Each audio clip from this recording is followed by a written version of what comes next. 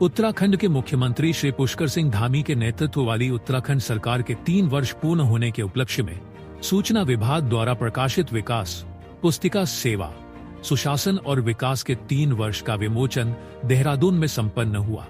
इस कार्यक्रम का सीधा प्रसारण विभिन्न जिलों सहित दिल्ली स्थित उत्तराखंड निवास में भी किया गया। पुस्तिका में सरकार की जन कल्याणकारी योजनाओं, अधोसंरचना विकास, नवाचारों और जनता को समर्पित पहलों का विस्तृत विवरण प्रस्तुत किया गया है।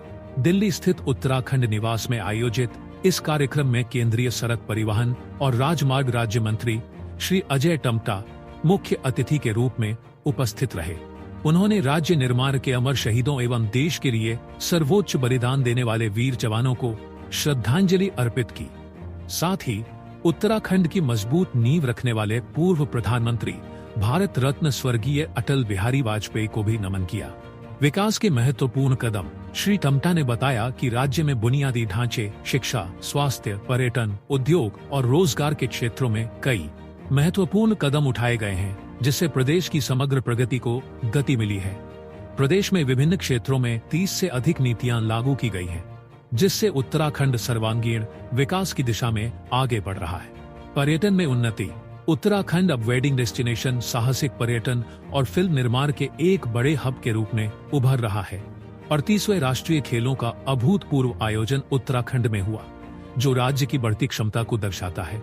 उपस्थित समाज के लोगों को संबोधित करते हुए श्री टम्टा ने कहा कि आधारभूत परियोजनाएं गौरीकुंड से केदारनाथ और गोविंद घाट से हेमकुंड साहिब तक रोपवे निर्माण परियोजनाओं के पूर्ण होने के बाद तीर्थयात्रियों को आवागमन में सुगमता होगी और प्रदेश में धार्मिक पर्यटन को भी बढ़ावा मिलेगा।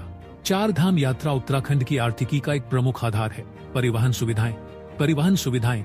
दिल्ली देहरादून एक्सप्रेसवे के पूरा होने के बाद दिल्ली से देहरादून का सफर केवल 2 से ढाई घंटे में पूरा किया जा सकेगा। ऋषिकेश कर्णप्रयाग रेल परियोजना पर तेजी से काम चल रहा है, जिससे पहाड़ में रेल का सपना साकार होने जा रहा है। जौलीग्रांट और पंतनगर हवाई अड्डों को अंतर्राष्ट्रीय हवाई अड्डों के रूप में विकसित करने के लिए कार्य गतिमान है। उन्होंने कहा कि धामी जी के नेतृत्व में 3 वर्ष का कार्य में मुख्य तौर पर महिलाओं के लिए भी महिला सशक्तिकरण, राज्य सरकार द्वारा महिला सशक्तिकरण के लिए से कार्य किए जा रहे हैं। सरकारी नौकरियों में राज्य की बेटियों को 30% का क्षैतिज आरक्षण देकर हर विभाग में उनका उचित प्रतिनिधित्व सुनिश्चित करने का प्रयास किया जा रहा है। महिला स्वयं सहायता समूहों को 5 लाख तक का ऋण बिना ब्याज के दिया जा रहा है। लखपति दीदी योजना के अंतर्गत उत्तराखंड की 1 लाख से अधिक महिलाएं लखपति बन चुकी है। सख्त भू कानून। राज्य सरकार ने सख्त भू कानून लागू किया है, जिससे भू माफियाओं पर नकेल कसी जा सकेगी। प्रतियोगी परीक्षाओं में पारदर्शिता सुनिश्चित करने के लिए प्रतियोगी परीक्षा अध्यादेश 2023 लागू किया गया है, जिसमें नकल करने पर 10 वर्ष तक की कैद और 10 लाख तक के जुर्माने का प्रावधान है। श्री टम्टा ने मुख्यमंत्री श्री पुष्कर सिंह धामी की प्रशंसा करते हुए कहा कि प्रदेश के सर्वांगीण विकास में देवभूमि की देवतुल्य जनता का आशीर्वाद उन्हें मिलता रहा है और उनके नेतृत्व में प्रदेश लगातार विकास की ओर बढ़ रहा है। रजत जयंती वर्ष 2025 तक उत्तराखंड देश के अग्रणी राज्य के रूप में अपनी पहचान बनाने में सफल हो, यह हमारा संकल्प है। इस अवसर पर स्थानिक आयुक्त श्री अजय मिश्रा, दिल्ली में मुख्यमंत्री के मीडिया कोऑर्डिनेटर श्री मदन मोहन सती, उत्तराखंड निवास की वरिष्ठ व्यवस्थापक श्रीमती गीता काला, भाजपा प्रवक्ता श्री वीरेंद्र बिष्ट, सूचना विभाग के अधिकारी श्री कुंदन सिंह, श्रीमती अंजू धपोला, गढ़वाल भवन के पूर्व अध्यक्ष अजय बिष्ट, अंजू बिष्ट, श्रीमती यशोदा घिल्डियाल, गढ़वाल भवन के नवनिर्वाचित महासचिव पवन मैठाड़ी, भाजपा नेता महेश बिष्ट सहित अनेक गणमान्य व्यक्तियों ने उपस्थिति दर्ज कराई। उपस्थित अतिथियों ने उत्तराखंड के विकास में हो रहे सकारात्मक बदलावों पर चर्चा की और राज्य में संचालित विभिन्न योजनाओं के प्रभाव को रेखांकित किया। इस आयोजन का मंच संचालक नीरज बावरी द्वारा किया गया।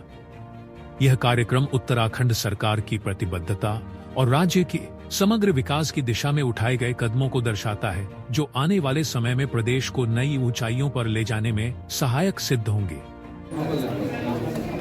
मैं उत्तराखंड राज्य के माननीय मुख्यमंत्री आदरणीय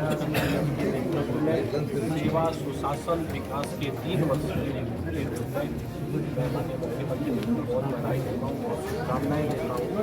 और इनकी मेहनत, बड़ी मेहनत, बड़े प्रयास और लगातार सामंजस्य बनाते हुए उत्तराखंड राज्य जन जन की आवाज के लिए अमरचंद की रिपोर्ट।